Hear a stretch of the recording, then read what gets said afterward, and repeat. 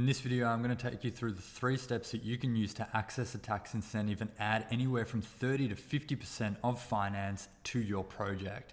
Now, the difference between the filmmaker that I was before I really understood tax incentives and the difference after is massive.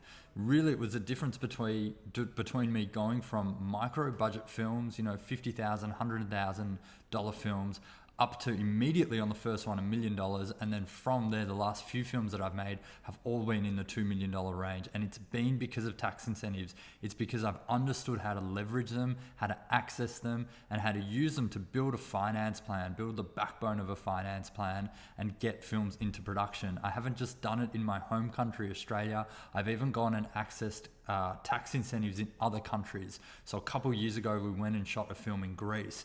Now, we wanted to shoot the film over there, but the reason that we were able to and the reason that we even went ahead with that project is because we knew there was a 40% cash rebate in Greece, and I knew how to access those things. They didn't daunt me, and so we just went ahead and shot the film over there. So that's what I'm going to take you through in this video. Now, if you haven't accessed a tax incentive before, or maybe you have, but someone else was managing it for you, then I can understand why you might be a bit apprehensive about accessing one, right? Like, there are a few reasons that it might just scare you away to begin with. Number one is, you might just not be aware of the tax incentives that are available to you. That's something that, for me, I made this film and we actually had enough private equity to get a tax incentive, but we didn't access it because I just didn't know. I didn't have the awareness that amount of private equity could actually get me over the hurdle to access this tax incentive. And we would have got another 250,000 into our project if I knew that. So that's really the purpose of this video, is to make you more aware of this as a funding source to begin with. And then, like I said, show you some steps that you can take to access it. So some other reasons that you might be avoiding it, or certainly I was when I started, is that it's complex, right? There's a bunch of paperwork you got to do. You got to deal with bureaucratic organizations. You got to change your finance structure. You got to deal with tax laws. There's all this other stuff that comes with it that makes it really complex. And also, just understanding how it works can be confusing. And so that's something that, especially for me, it led me to just kick the can down the road initially, right? Kind of put it off, be like, oh, I'll get to tax incentives on the next film once I'm able to raise more money. What I didn't understand though is that tax incentives are the backbone to raising more money. So the sooner that you can kind of start understanding the complexity of it, or bringing in team members to help you with it, the better. The other thing that I just want to mention before I jump into those 3 steps is that there can be some fear or misconceptions around what tax incentives are. So the first is that they are by no means equity. You're not going out and getting this tax incentive, and it's not going to, and it isn't something that affects your private equity. So if you have private equity and you're thinking of getting a tax incentive, don't be concerned that the tax incentive is going to dilute your private equity pool. It's separate to it. So you can have your private equity and your tax incentive, and those 2 things are very distinct, and the tax incentive is not going to affect your private investors. It's not going to affect the equity pool. In fact, all it does is it adds more onto your total budget so that you have the ability to create a better product with more money, which will hopefully actually lead to a greater sale potential and hopefully greater receipts for your investors. So let's go through the 3 steps that you can use to access tax incentives today. So number 1 is, the first thing that you got to do is educate yourself. Now, you're watching this video, which is great, right? This is one of the steps that you should take in order to do it. There's another video I made that goes through basically how to bring in a tax incentive to your project. So check out that. Do some other research online.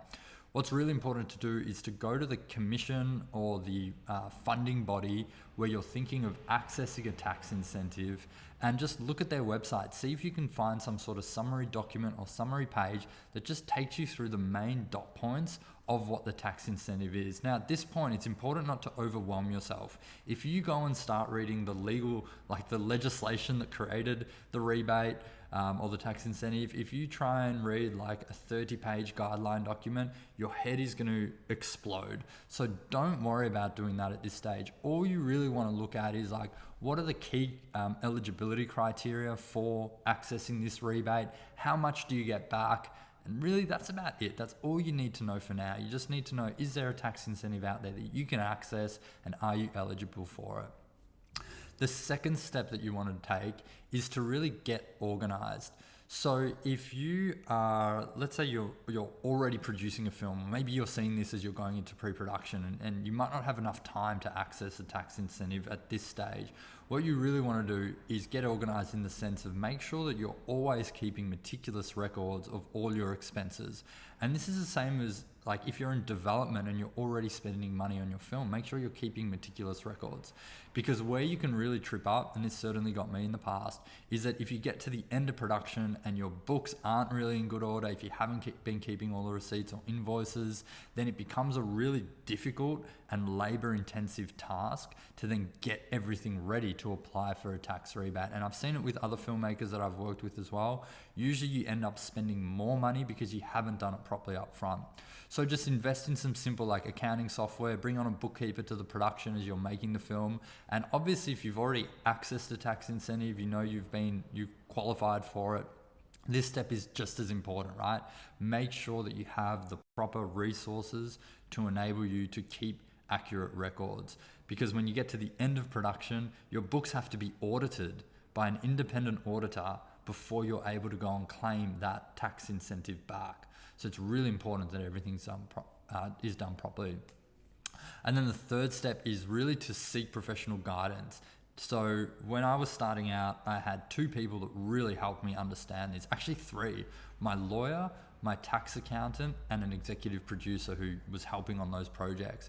And between those three, I was able to ask really any questions that I had about a tax incentive. And this to me was the best way to do it. It was just like to dive into the process of getting the tax incentive, surround myself with people that had done it a bunch of times before, lean on their guidance, lean on their expertise and their knowledge to help me navigate the process as I learnt it. If I just tried to like understand everything 100% before doing it, it's just too hard to do. It is, like I mentioned earlier, quite complex. There's a lot of nuance to it. There's a lot of ways that these things work that really only people that have been through the process know, right? They know all the best tips and tricks. And so it's important that you just leverage those people as early as possible in the process. So those are the three steps: educate yourself, get organized, make sure everything's done properly, and then build a team around you of people that have done this a bunch of times before, because they're gonna save you a lot of money. They're gonna know how to leverage these things in the best way possible and to ensure that you're able to get the most income out of the project. So that's it for this video. Hope you enjoyed it. See you on the next one.